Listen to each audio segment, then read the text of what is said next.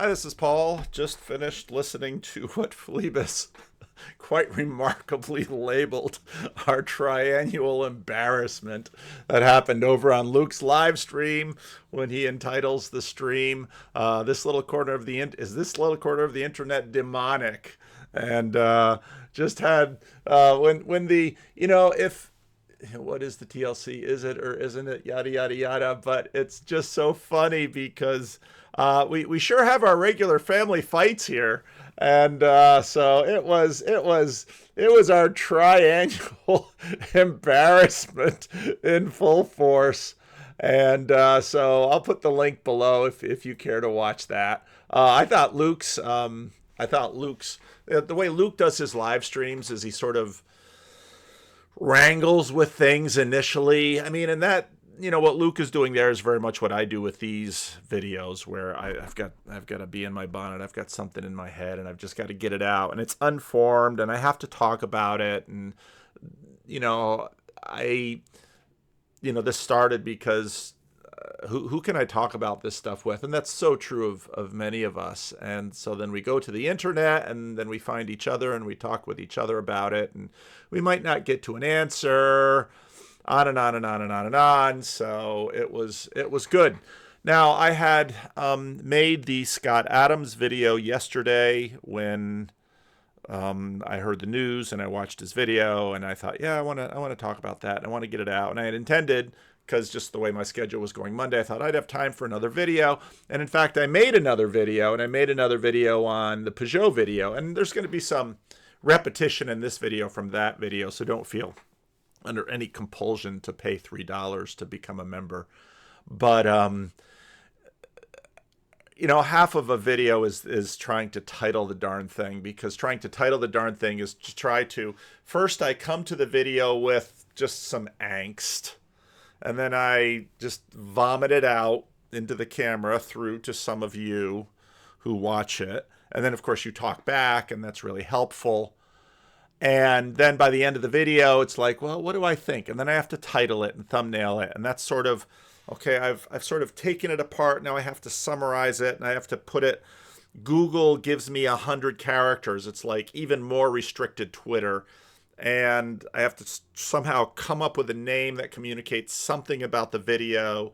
And again, this is totally opposite what content creators do. What content creators do is they have an idea, and then they shape, and then they fuss, and they perfect, and they edit, and they get it just to the point that either the demands of publishing require, or they achieve a level of satisfaction, and then they present it to the world. And that's why I always say I'm a very selfish YouTuber, because in some ways I'm just sort of, I'm doing all my processing with you, and you're doing it with me. And I think that's really what this little corner is about.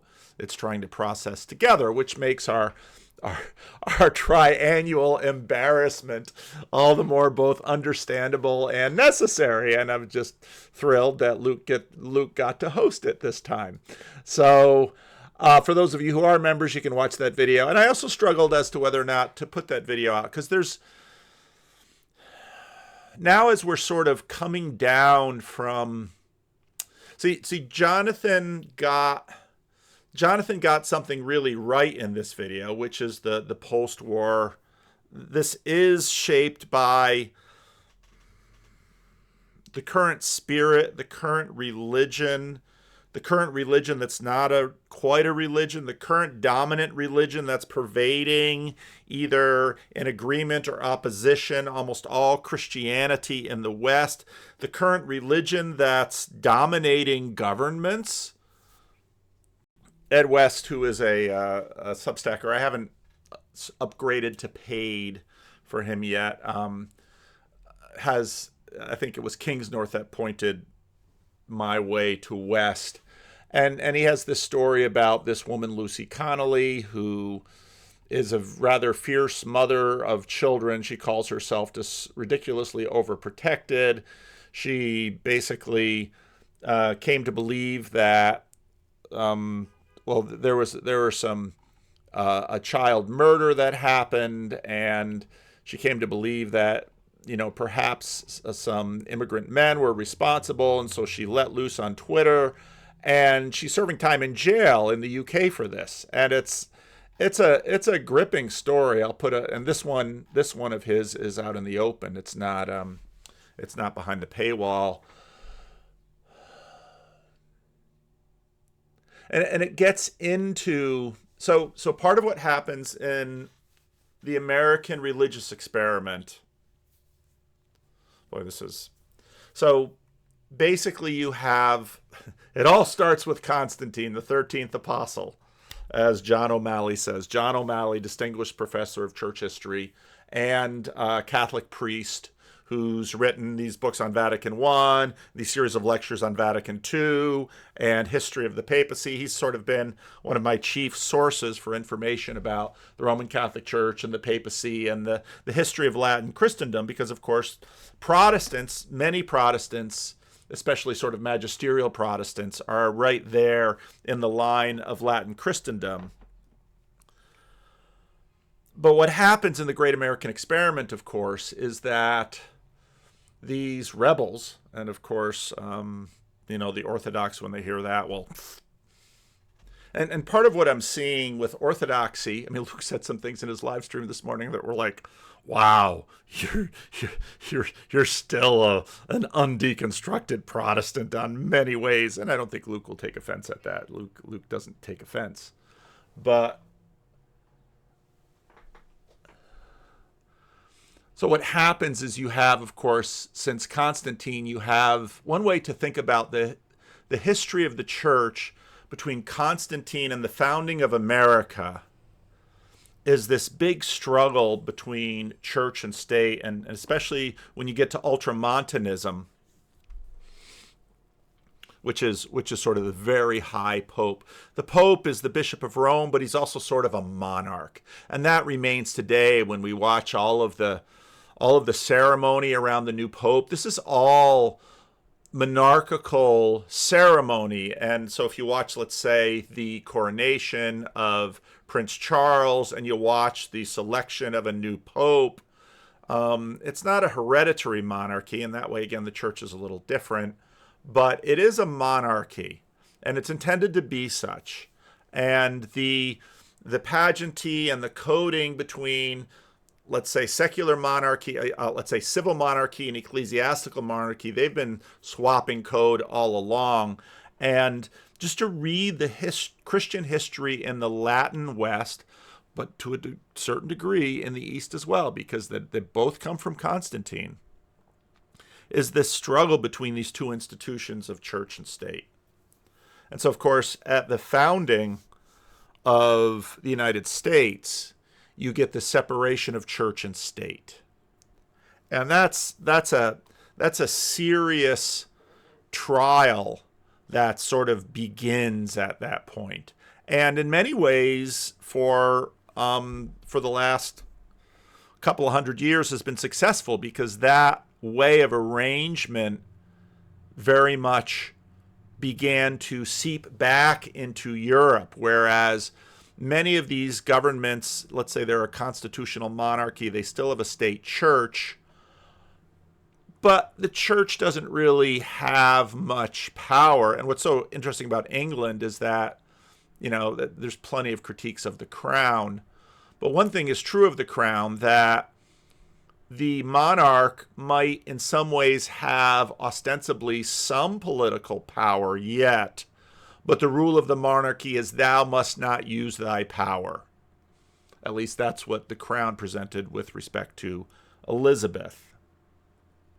Because the day the monarch begins to exert political power once more is the day the monarchy is threatened and in some ways held accountable.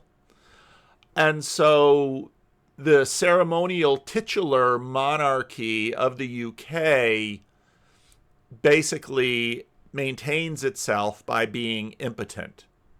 And it might have influential power. You could say that in that way, I am the monarch of the TLC. Because with very few exceptions, I don't ban people. I'll ban people quicker from a live stream than I will from a comment section. But Jacob's critiques of me are, have very much have to do with to what degree I either exercise or fail to exercise monarchical power in whatever my relationship with what has sort of happened behind me. I think that gives me way, way too much credit for what has happened behind me and for what I have done, frankly. And Jacob sort of limits that to Bridges of Meaning and that whole episode. But I never thought that this would all be contained by a Discord server.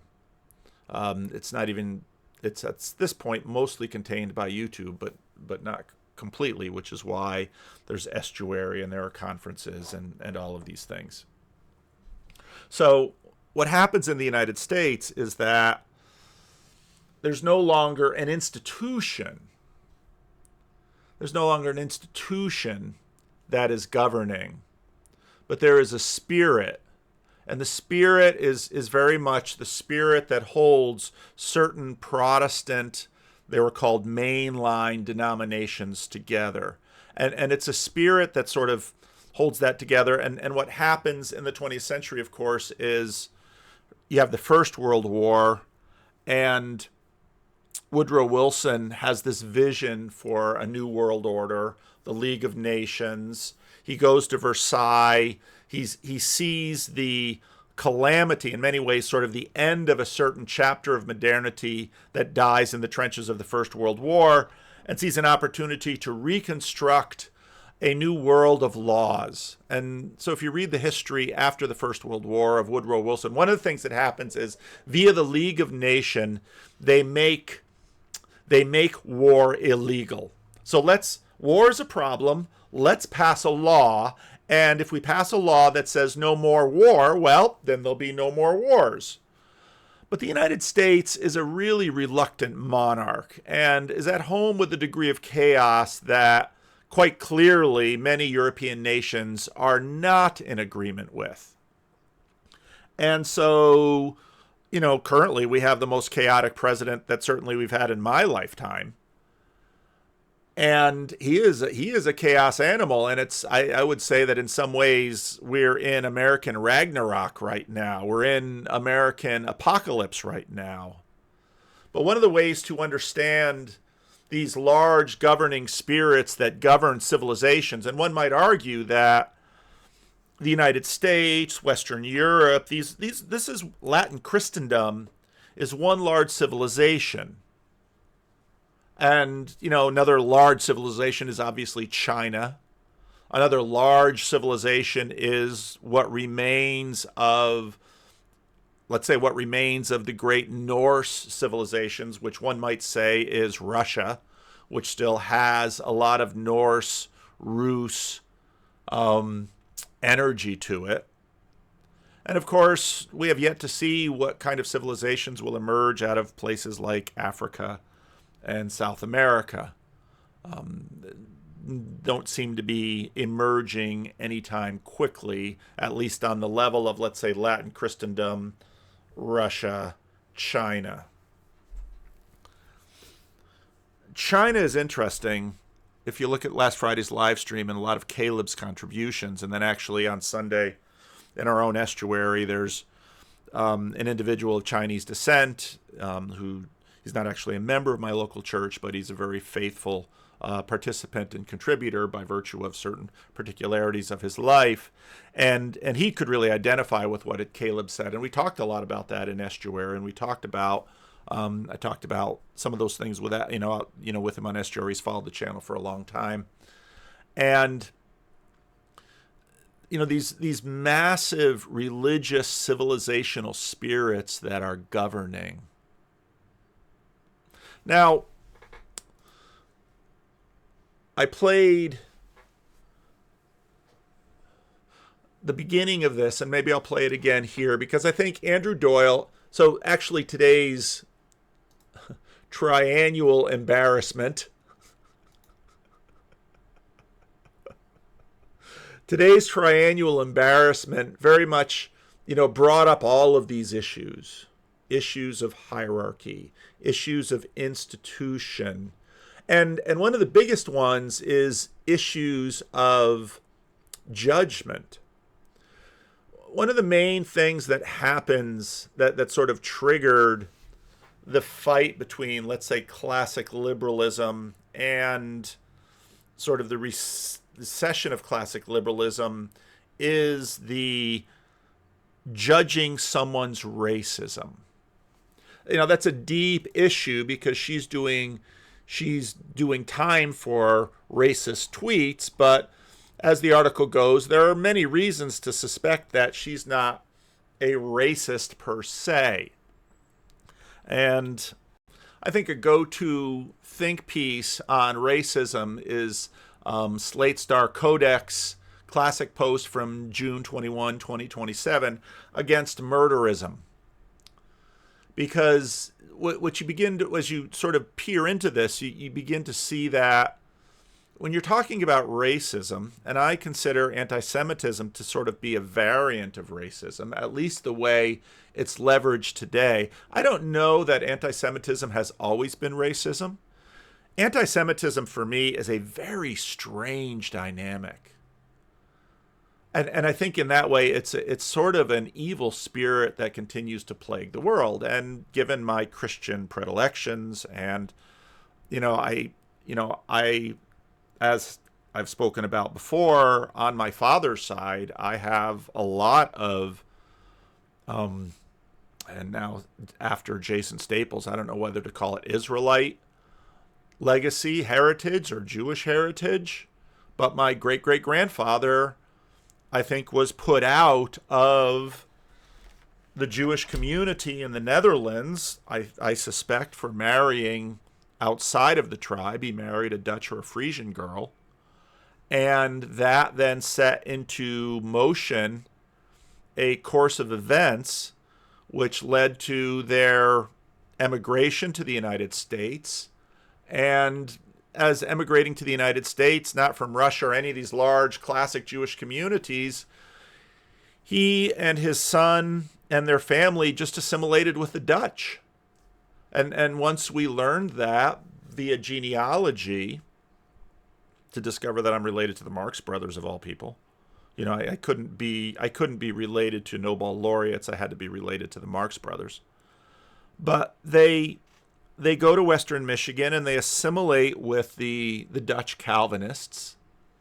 And then my grandfather becomes a Dutch Calvinist minister, and my father becomes a Dutch Calvinist minister, and I become a Dutch Calvinist minister.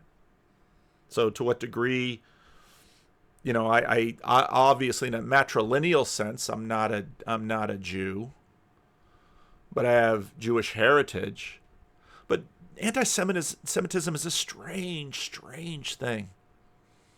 And in that sense, but I think today, partly because racism has become the chief sin, it's interesting that if you look at the many sins of the Nazis, it's telling of us what we imagine their chief sin to be. And so to sort of figure that out. But, what happens in the triannual meeting of shame and embarrassment that we put on is that someone is labeled by someone else as an anti-Semite. And other people look at that and say, we're not sure.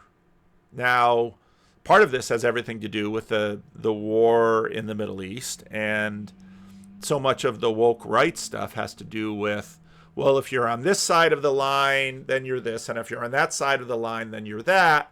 And so then we had this episode of woke, and then that word gets coined. And I remember before the word was coined, people were sort of flailing about trying to find it. And the way it's sort of an emergent property, the way that the word and the term gets coined. And then, of course, Andrew Doyle was quite okay. Woke was quite key and instrumental of that. And so we've done a lot of thinking about it. He's done some publishing of it. And he begins with a definition here. Wokeness is dying.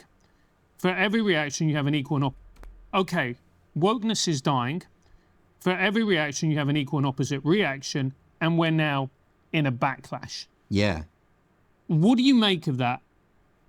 Well, what is it you said, Constantine? Because I quoted you in the book on that. You said every retardation has an equal and opposite retardation. It does. And every retardation has an equal and opposite retardation.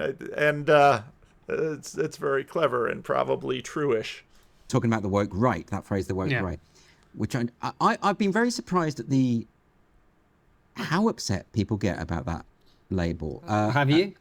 Yeah, actually, genuinely. You're genuinely surprised? I'm not surprised at all. Well, maybe you're more keyed into this than I am, because I see the way people talk to you and James Lindsay and the people who are using the term, and I've tried to outline what I think woke right it means. But to me, woke was never about left or right anyway. Like, to me, woke.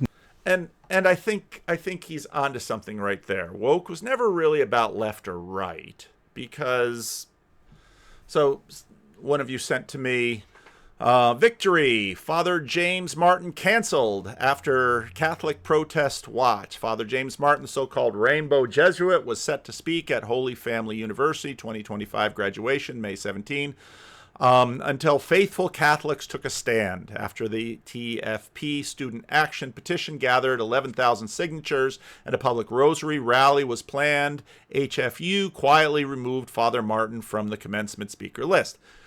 Canceling was not invented by the woke left, and canceling has long been something that groups have done, and it's part of activism. Activism says if you don't like something, have a mass, have a petition, and these things have been around for a long time. In fact, the Christian Reformed Church Order actually has a statement that petitions are illegal in the Christian Reformed Church.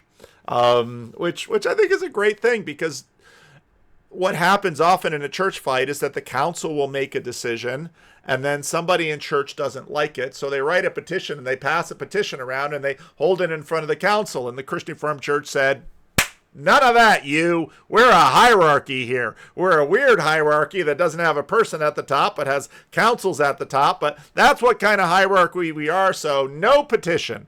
But then, of course, they sort of rub against American nonprofit rules that say, well, the council, and in fact, even within Christian Reformed Church Order, that the council is elected by the congregation, and on we go. So, Andrew Doyle's point is important. I define wokeness as a short term as the cultural revolution that seeks inequity according to group identity through authoritarian means. I think that inequity according to group identity through authoritarian means. But of course, these group identities are tricky, because how do you manage these group identities? They're really, really tricky. And of course, the woke left. Well, what was really new about the woke left? It's hard to say. Less than we imagine. I'm not saying there was nothing new. But the fact, as I mentioned in an earlier video, just by virtue of Girardian mimetic rivalry, once one group develops a weapon, the other group will work to develop it and employ it. That's what happens in conflicts. And once a weapon gets traction, and especially in sort of a social conflict, not a physical conflict, when someone develops a weapon, what that development is a revelation that the social dynamics of that weapon work across the divide. So by definition, once one side discovers and implements a weapon, the other side will do it, and what will tend to happen is it will nullify it. For me, who grew up in the 60s and 70s, who grew up in a racial reconciliation church, who grew up with Dr. Martin Luther King Jr. as a sacred figure, as a hero, who grew up with parents who practiced not just anti-racism in theory or anti-racism as activist or anti-racism as project, but grew up with racial integration as a life commitment. Because that's where I grew up. That's how I grew up. I didn't know black people as an archetype or an image on the television. I was raised as a minority white person in a majority black community by design, That's what my parents chose to do, and mission accomplished. And what you learn when you grow up as a child, as a minority in a majority other community, is you get to see that community real close, because they probably said and did things in front of me that they wouldn't do in front of my parents because I'm a child. But then you begin to realize that so many of these dynamics between people aren't necessarily a function of their cultural group or their ethnic group or their racial group. It's a function of broader human dynamics and the way that mimetic rivalry works in terms of social conflict and structure, because again, once that weapon finds traction across the board, it will be implemented by both groups until it's nullified, or it just keeps getting used, even as it diminishes. And so when I watched this whole woke thing arise, it was like, this is going to set back some really valid critiques and accomplishments that we've achieved with respect to racism. This is going to set this back, because now someone's going to call someone else a racist or an anti-Semite, and they're going to say, and that's exactly what's happening in the culture now. So once you create that mimetic rivalry and you weaponize certain words and you weaponize certain identities. I watched what was I watching last night? Oh, Jury Duty. And so you've got these, basically it's a whole group of actors, and there's one guy who isn't an actor, supposedly, who's in the mix. And so one guy, an actor, decides at this fake jury that he's going to try and get out of jury duty by identifying himself as a racist. Because the one guy said he had seen that on Family Guy.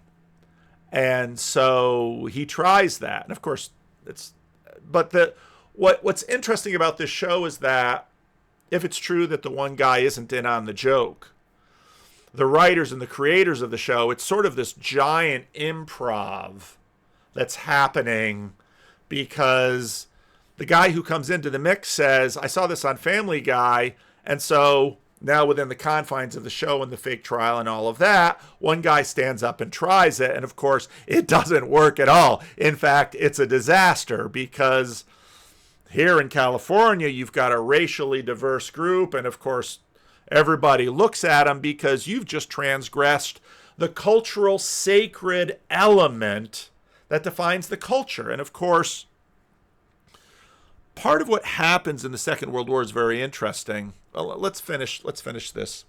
That covers it. Well, you can be on the right, left, or anywhere in between and still be obsessed with group identity and still be obsessed with imposing through authoritarian means your values. So wokeness was never, for me, about left and right. And I actually think it went so far because we misunderstood the culture war as a question of left versus right. And it never, ever was. Authoritarians exist across the political spectrum. They can emerge from anywhere at any time. You know, you can't pin it down to left or right, much as people like to do so. And I think when they do that, there's a kind of tribalism there. It's like, I don't want my team to be accused of this, right? I think that's partly what's going on there.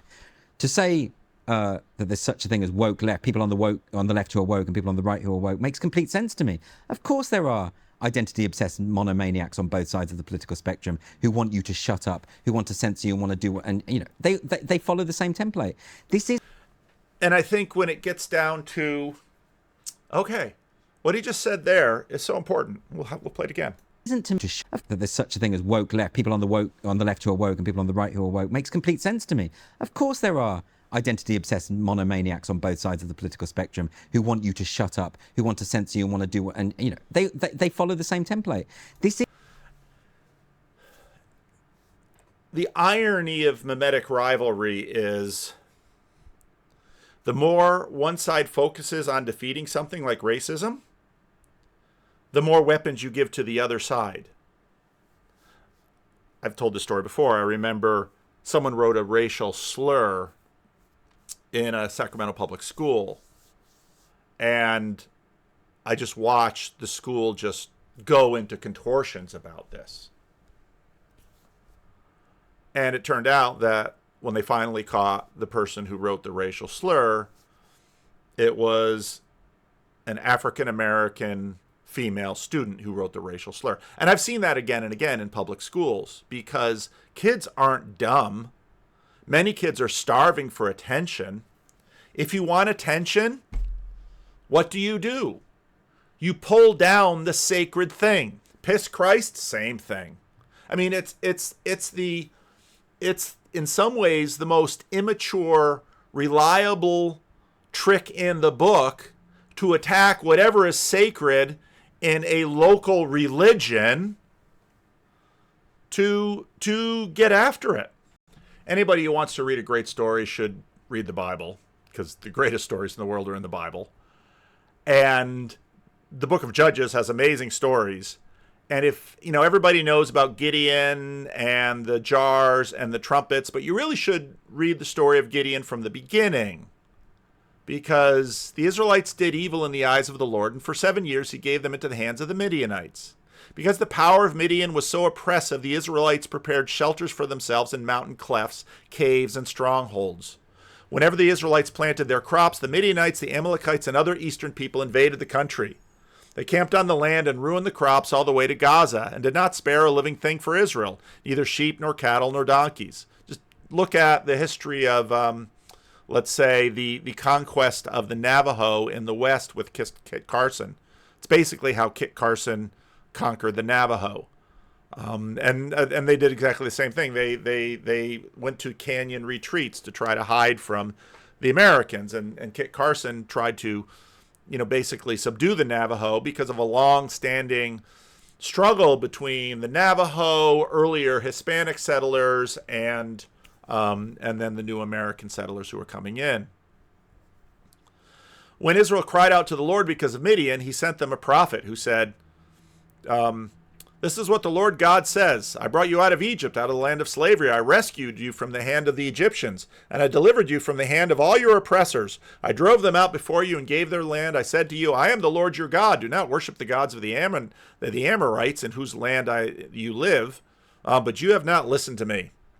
The angel of the Lord came and sat down under the oak of Oprah that belonged to Joash the Abizarite, where his son Gideon was threshing wheat in a winepress to keep it from the Midianites. And that's just an amazing image where, okay, I've got some wheat that nobody's stolen from me yet, so this is where we can eat. But generally speaking, what you do on a threshing floor is you find a place that sort of has some elevation so it gets some wind, and it's a hard, flat surface, so you can thresh. You use a flail or something to separate the wheat from the chaff, and the chaff blows away and leaves the wheat. But you can't do that, because if the Midianites and the enemies see you threshing wheat, they'll come and they'll take your wheat, and then you're going to starve again. So you find a wine press, which is the opposite of that, and so you just get the set, because a wine press is basically an enclosed thing, which is small, and so you're trying to thresh your wheat in the wine press, and I mean it's just the most ridiculous image. And so here's Gideon, and you get the sense that Gideon is, potentially great warrior. This is what's going to call. And he's great warrior is threshing his wheat in a wine press. I mean, it's just mind-bogglingly great storytelling. This is why Martin Shaw is returning to the Bible, because there's so much material. And even Protestants who are more devoted to the Bible than any of the other Christian factions, and devote it to memory and make their kids learn it. This wasn't a story that was sort of fleshed out for me as a young man, but it's amazing. We were reading through the book of Judges in our men's Bible study, and we've got, at least one person in that's never read any of these stories, and it is so much fun reading these stories with someone who has never seen these stories. So here he is threshing wheat in this wine press to keep it from the Midianites, when the angel of the Lord appeared to Gideon and said, "The Lord is with you, mighty warrior." It's like, I mean, the irony there. Mighty warrior, unafraid of the Midianites, man among men, someone who's not ashamed. I'm here in this wine press trying to thresh a little bit of wheat so I can eat a little food because I'm so afraid of the Midianites. The Lord is with you, mighty warrior. Who, me? Pardon me, my lord, Gideon replied, but if the Lord is with us, why has all this happened to us? Where is the karma? Come on, Lord. We're looking at how we're doing below, and we're measuring our relationship with you with how we're doing below, just like the book of Deuteronomy says. We're not mighty. We're the slaves of the Midians, but we're it's even a worse kind of slavery because they don't even need to make us farm. We just farm in the hopes that we can keep something to eat. Did not the Lord bring us out of Egypt? Now the Lord has abandoned us and given us into the hands of Midians. But you remember the word of the Lord came through a prophet. It said, I've not abandoned you, you've abandoned me. So now you have you have the Lord and Israel, and no, you abandoned me. No, you abandoned me. No, you abandoned me. It's sort of an echo of Moses and God in the wilderness. No, they're your people. No, they're your people. This is great storytelling. The Lord turned to him and said, go in the strength you have and save Israel out of Midian's hands. Am I not sending you? And I love it because the Lord always comes sort of an incognito in the angel of the Lord. And, am I not sending you? There he is threshing wheat in the wine press. Little coward that he is. Pardon me, Lord, Gideon said, but how can I save Israel? My clan is the weakest in Manasseh, and I am the least in the family. Don't you see me threshing wheat in a wine press? I didn't know this was going to turn into a Bible study, but here we go. Why stop now? Gideon replied, if I found favor in your eyes, give me a sign that it is really you talking to me, because I'm just kind of seeing a dude, and you angels, sometimes you come in all your majesty and your glory and your brightness, and we hit the ground and pee ourselves and say, get away from me. You just sneak up on me like some old dude and say, mighty warrior, the Lord is with you. So if you really are not just some crackpot who came in here, you gotta show me some divine power, because then I'll know.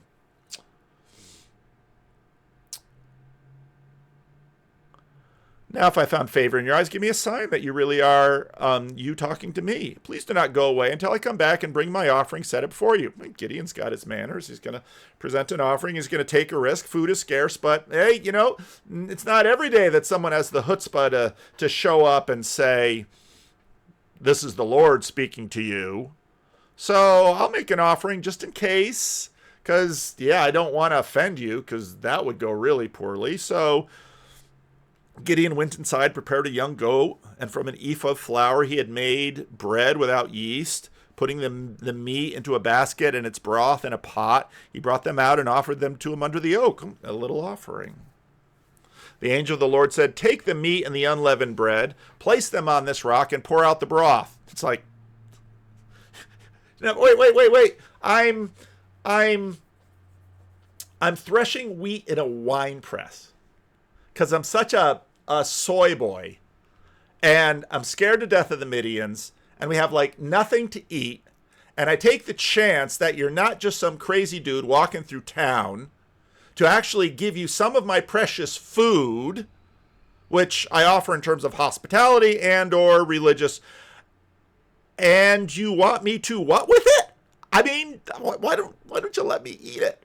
We're hungry. I'm threshing wheat in a wine press, after all. Take the meat and the unleavened bread and place them on this rock and pour out the broth. Okay, Gideon did so. Then the angel of the Lord touched the meat and the unleavened bread with the tip of the staff that was in his hand, and fire flared from the rock, consuming the meat and the bread. It's this tiny little Mount Carmel situation. And the angel of the Lord disappeared. Oh, well. Maybe I can start believing in myself as a mighty warrior, Gideon Beeling said. It's going to take more signs for Gideon. He's got a lot on the line here, so we who live comfortable, secure lives shouldn't look too down on him. Then Gideon realized that it was the angel of the Lord. He exclaimed, alas, sovereign Lord, I have seen the angel of the Lord face to face. And you know what happened? You see God, you die. Ah! But the Lord said to him, peace, do not be afraid. You're not going to die. Oh, soy boy Gideon, it's going to take some building up. So Gideon built an altar to the Lord there and called it, the Lord is peace. On this day, it stands at Oprah of the Bezerites. See? And again, so then the readers of the book of Judges could go there and say, this is where it happened. You see that altar? You know, the whole high places, all that history. But this altar remains because Gideon. So, you know, it's a shrine. You know, Protestants always tension with that. But there it is. It's a holy place. Sort of like Billy Graham's desk in Jordan Hall's house. So Gideon built an altar to the Lord and called to the Lord his peace. That same night the Lord said to him, take the second bull from your father's herd. Ooh, now, you know, before it was a goat. Now we're looking at a bull. Take the second bull from your father's herd, the one 7 years old. Special number. Tear down your father's altar to Baal. See, that's how bad things had gotten. The prophet was right. It's how bad things are gotten. And Gideon's just like this normal human being that's like, what has God ever done for me? My life's tragic. Here I am. I'm threshing wheat in a wine press because God hasn't saved us from the Midianites. Who didn't do what, the Lord says? But I'm going to stay relating to you, even though you're a worthless soy boy and a sinner and unfaithful and have everything wrong. I'm going to keep working on you, Gideon. I'm going to make something out of you. Tear down your father's altar to Baal and cut down the Asherah pole beside it. So Gideon, your father has an altar to Baal and an Asherah pole next to it, and you've got the chutzpah to blame God for Israel's misery after fully understanding what the covenant says. Brazen, but clueless. Then build a proper kind of altar to the Lord your God on top of this height, using the wood of the Asherah pole that you cut down. Offer the second bull as a burnt offering. All right, Gideon, we're leveling up here. So Gideon took 10 of his servants and did as the Lord told him. But because he was afraid of his family and the townspeople, he did it at night rather than in the daytime. He's such a weenie. But God's going to make a mighty warrior out of him. In the morning, when the people of the town got up, there was Baal's altar demolished and the Asherah pole cut down and the second bull sacrificed on a newly built altar. And they asked, he said, who did this? The people of the town demanded of Joash, bring your son. He must die because he has broken down Baal's altar and cut down the Asherah pole beside it. I love how people read the Old Testament like, it's terrible, all this capital punishment. It's like, capital punishment was pretty much just kind of normal. You know, people read it, it's like, that's horrible. Well, it's only horrible because you've had 2,000 years of Christian culture to soak in since then. Sorry. I think Tom Holland's right.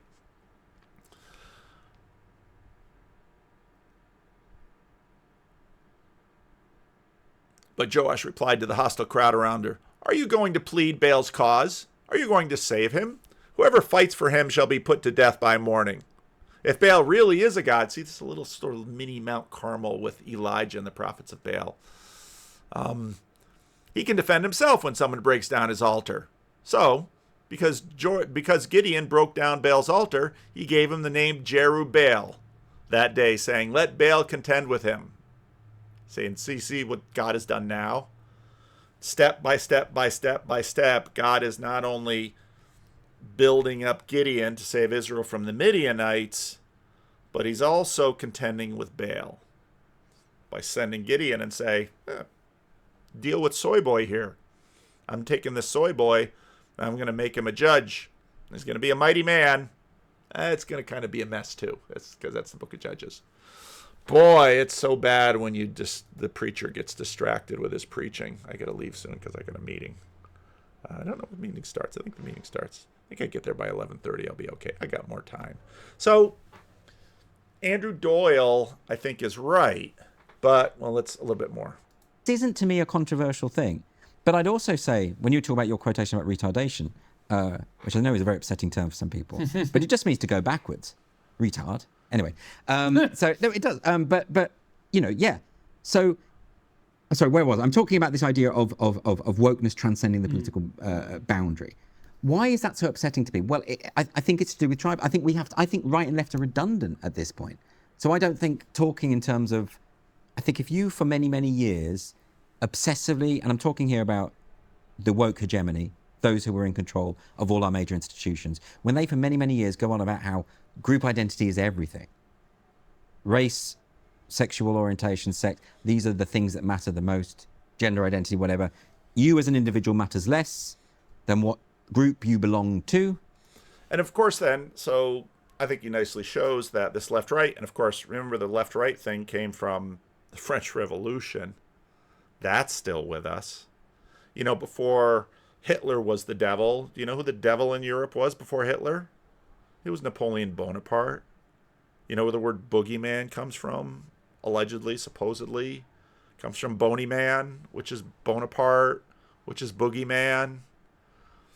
We set up these religious spirits just pervade. Now, I don't know how long this is going to go.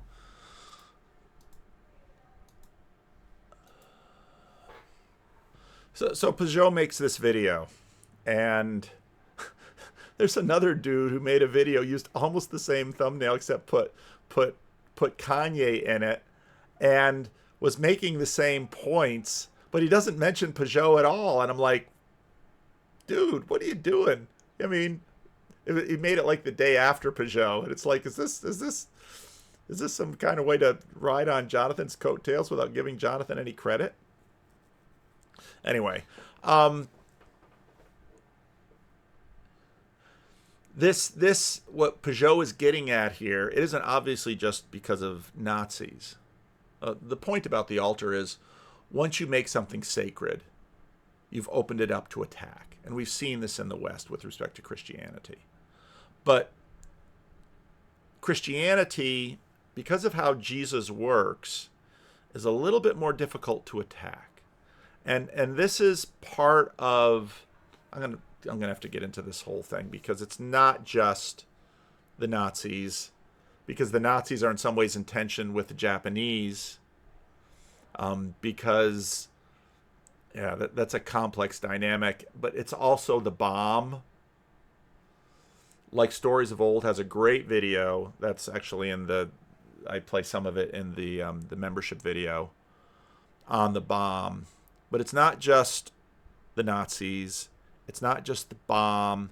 It's also the civil rights movement. And those things sort of come together to create this religion that reached the ascent and is now crumbling. And Donald Trump is sort of like that great monster in Ragnarok who is coming and destroying, the kingdom of Odin. Yeah, I sort of I like the Gideon story. Stream 2 minutes ago. I missed a Grim Grizz stream. Shoot. Thumbnail. He puts a thumbnail on the live stream. Grizz.